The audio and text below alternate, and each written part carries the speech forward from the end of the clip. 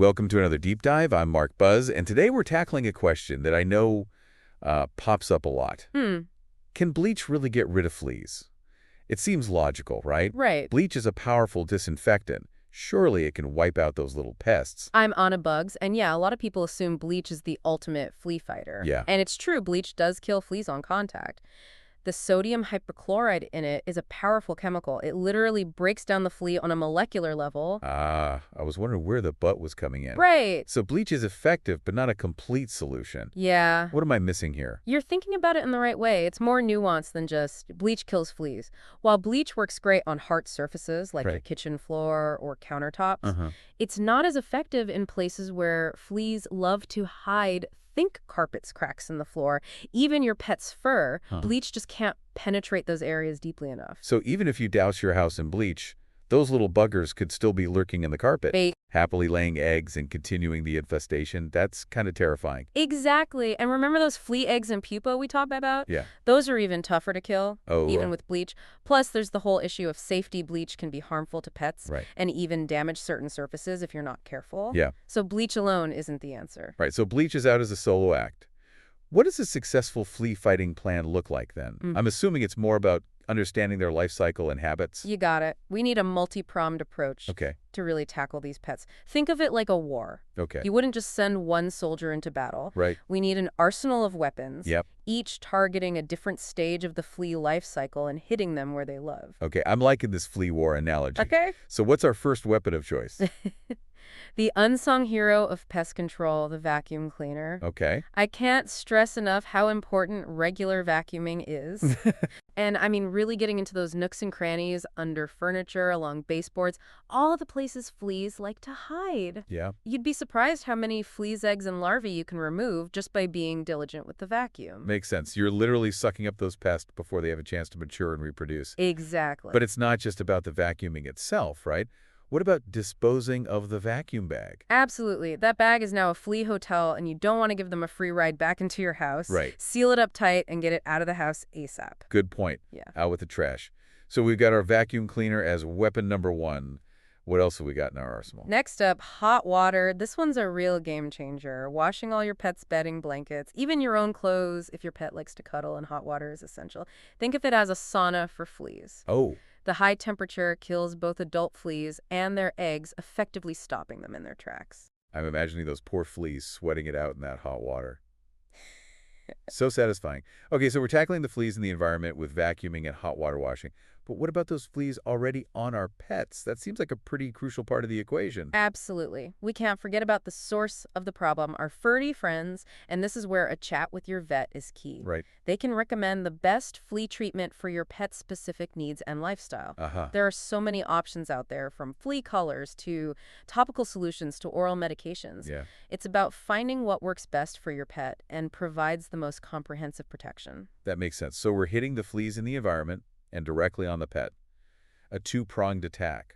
What else should we be thinking about? We've covered the basics, but there's even more to explore in our flea fighting journey.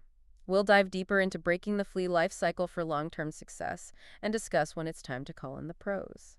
This is all really fascinating stuff. We're learning so much about the little world of fleas, and I bet our listeners are too.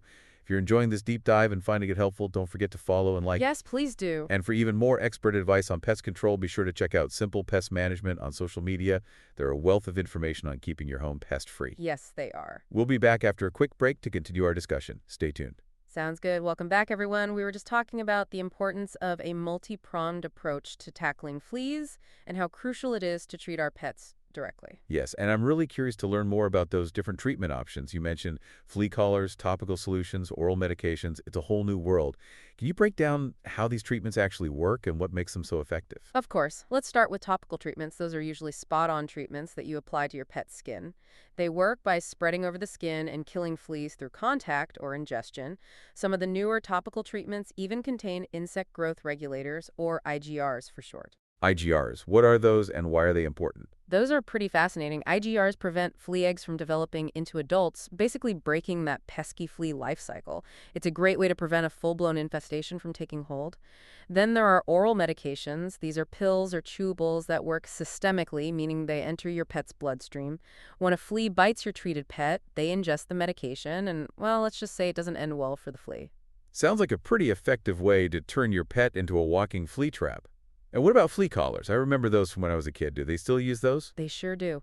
And they've come a long way. Modern flea collars work by slowly releasing insecticides or IGRs, providing continuous protection for weeks or even months.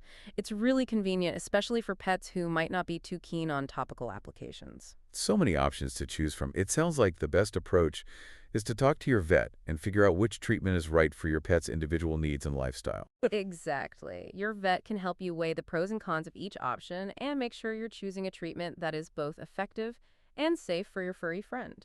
Okay, so we're tackling the fleas on our pets, which is obviously super important, but I imagine there are still some lingering fleas in the environment, even after vacuuming and washing everything in hot water. What else can we do to really make sure our homes are flea-free? That's a great question. And you're right, fleas can be sneaky. Even if you've treated your pet and cleaned thoroughly, there's always a chance that some eggs or pupa might still be lurking in those hard-to-reach places. So what's the next step in our flea fighting plan? Do we need to call in a hazmat team and fumigate the entire house? Not quite. There are definitely some simpler and safer things you can do. First, remember that consistency is key. We talked about vacuuming and hot water washing, but those aren't one-time fixes. You need to make them part of your regular cleaning routine. So we're talking weekly vacuuming, hot water washes for pet bedding, basically making those chores part of our ongoing flea prevention strategy. Exactly. And don't forget about those sneaky flea havens furniture and upholstery, especially if your pet likes to nap on the couch or bed can harbor flea eggs and pupas. So regular cleaning and vacuuming of those areas is important too. It's like those fleas are playing a constant game of hide and seek. You think you've gotten them all, and then bam, they pop up in a new spot. It can feel overwhelming. It definitely can. But don't worry, we've got some more tricks up our sleeves. Remember those DIY solutions we touched on earlier? Those can be really helpful for targeting specific areas or just adding an extra layer of protection to your home. Oh yeah, the dish soap trap. I'm actually really curious to hear more about that one. How does it work, and is it really effective? It's surprisingly simple, but it can be quite effective. Fleas are attracted to light and warmth, so the idea is to create a trap that exploits those instincts. You fill a shallow dish with soapy water and place a light source, like a desk lamp, near it. The fleas are drawn to the light, jump towards it, and land in the soapy water. The soap breaks the surface tension of the water, trapping the fleas and preventing them from escaping. It's like a mini swimming pool for fleas, except they don't get to enjoy it. That's a pretty clever solution. Are there any other DIY tricks we should know about? Another natural option is a diluted vinegar spray. Vinegar has insecticidal properties and can be helpful for treating surfaces and areas where your kid spends time. Just be sure to dilute it properly and test it on a small, inconspicuous area first to make sure it doesn't damage any fabrics or surfaces. So we've got vacuuming, hot water washing, pet treatments, DIY traps. It sounds like a pretty comprehensive flea fighting plan. But what happens if, despite our best efforts, those fleas just refuse to give up? Or maybe we just want the peace of mind that comes with professional expertise. Is there a point where DIY just isn't enough? Absolutely. Sometimes those infestations can be particularly stubborn, or you might have a unique situation that requires a more specialized approach. And in those cases, it's definitely time to call in the pros. Our friends at Simple Pest Management, right? Exactly. They've got the knowledge, experience, and specialized tools to tackle even the toughest flea infestations. So when should someone consider calling in a professional? What are some red flags that indicate it's time to bring in the big guns? Well, if you've been diligently following a multi-pronged approach for a couple of weeks and you're still seeing a lot of fleas, that's definitely a sign that you might need professional help. Or if you have a large home or a particularly severe infestation, it can be really challenging to effectively treat every nook and cranny on your own. And of course, if you're dealing with any health concerns like allergies or sensitivities to flea bites, it's always best to err on the side of caution and consult with a professional. That makes perfect sense. It's like anything else. Sometimes you just need an expert to come in and assess the situation and provide a tailored solution. So we've covered a lot of ground on our flea fighting journey. We've learned about the limitations of bleach, the importance of a multifaceted approach, the different types of pet treatments available, and the value of professional expertise. But I'm sensing there's one crucial element we haven't talked about yet. You're absolutely right. We focused a lot on how to get rid of fleas, but what about preventing them from becoming a problem in the first place? Ah, the age-old adage, an ounce of invention is worth a pound of cure. It definitely applies to fleas. So let's shift gears and talk about prevention. What can our listeners do to make their homes less inviting to those pesky critters? That's a great question, and it's something we'll delve into in our final segment. We'll explore some natural flea repellents, discuss the importance of yard maintenance, and share some proactive cleaning tips that can help keep those fleas at bay. This is all incredibly helpful information. I feel like I've gone from flea novice to flea ninja in just a few minutes, and I'm sure our listeners are feeling empowered too. If you're enjoying this deep dive and want to learn even more about keeping your home pest-free, don't forget to follow and like, and be sure to follow Simple Pest Management on social media for even more expert advice and tips. We'll be back after a quick break to wrap up our discussion and equip you with all the knowledge you need to win the war against fleas.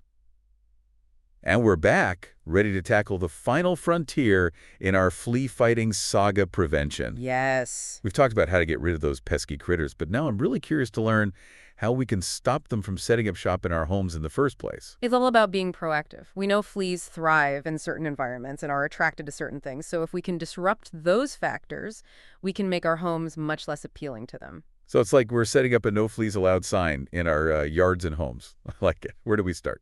Well, let's talk about those natural flea repellents you mentioned earlier. There are certain plants that fleas absolutely hate, and strategically planting those around your yard can create a natural barrier. Oh, yeah, I've heard about those. Things like lavender, rosemary, and even chrysanthemums are supposed to be pretty effective. Do those really work? They absolutely can.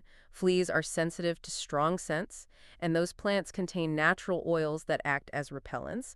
Planting them near entryways around patios or even in pots near your pet's favorite hangout spots can make a big difference. So we're creating a fragrant fortress that those fleas won't dare to cross. I love it. What about yard maintenance in general? Does that play a role in flea prevention? Absolutely. Fleas love dark, damp, and shady areas, so keeping your lawn trimmed, removing leaf piles, and making sure there's good airflow in your yard can make it much less hospitable for fleas. It's all about making our yards less inviting, less flea-friendly. So we've got our natural repellents and yard maintenance. What about inside our homes? Are there any preventative measures we can take there? Of course, remember how we talked about those sneaky flea havens like carpets and upholstery? Well, regular cleaning and vacuuming are just as important for prevention as they are for getting rid of an existing infestation. Makes sense. We're basically disrupting those flea life cycles before they even have a chance to get started. Exactly. And don't forget about those entry points. Fleas can hitch a ride on our clothes or shoes, so it's a good idea to have a designated area near the door where you can remove your shoes and outer layers before entering the main living areas. So we're creating a de-flea zone at the entrance moat. It seems like a lot of this comes down to being mindful of our habits and routines. You hit the nail on the head. It's about integrating these small but impactful practices into our daily lives. And it's not just about protecting our homes, it's also about protecting our pets. That's a great point. We've talked about how important it is to treat our pets for fleas, but what about those preventative measures we can take to keep them from picking up those pesky hitchhikers in the first place? Well, for starters, be mindful of where your pet spends time. If you know there's a high flea population in your area, avoid those areas or take extra precautions like using a flea and tick preventative. Regular grooming is also crucial. Not only does it help you spot any fleas early on, but it also removes loose fur and debris, making it harder for fleas to attach and thrive. So we're talking regular baths, brushing, and maybe even a trip to the groomer if your pet has a particularly luxurious coat. Exactly. And don't forget about checking your pet after they've been outside, especially if they've been in wooded areas or tall grass where fleas love to hang out. It's like a little post-adventure flea inspection. Better safe than sorry. This has been a truly enlightening deep dive. We've gone from bleach to vacuum cleaners to natural flea repellents and everything in between. I feel like we've covered the entire flea battlefield from eradication to prevention. And most importantly, we've learned that knowledge is power. The more we understand about fleas, their habits, and their vulnerabilities, the better equipped we are to keep them out of our homes and off our beloved pet. Absolutely. To our listeners, we encourage you to take what you've learned today and create your own personalized flea-fighting plan. Remember, it's about a multi-pronged approach, consistency, and a little bit of ingenuity. And if you ever feel overwhelmed or need expert guidance, don't hesitate to reach out to the professionals at Simple Pest Management. They're always there to help you navigate the world of pest control and ensure your home is a safe and healthy haven for both you and your furry companions. So there you have it. Our deep dive into the world of fleas has come to an end. We've explored the myths, busted some bleach misconceptions, and armed you with the knowledge and strategies you need to win the war against fleas. Remember, prevention is key, diligence is essential, and with a little bit of effort, you can keep those pesky critters at bay and enjoy a happy, flea-free life with your furry friends. Don't forget to follow and like if you enjoyed this deep dive, and be sure to check out Simple Pest Management on social media for more tips on keeping your home pest-free. Until next time, stay curious, stay informed, and may your homes be forever flea-free.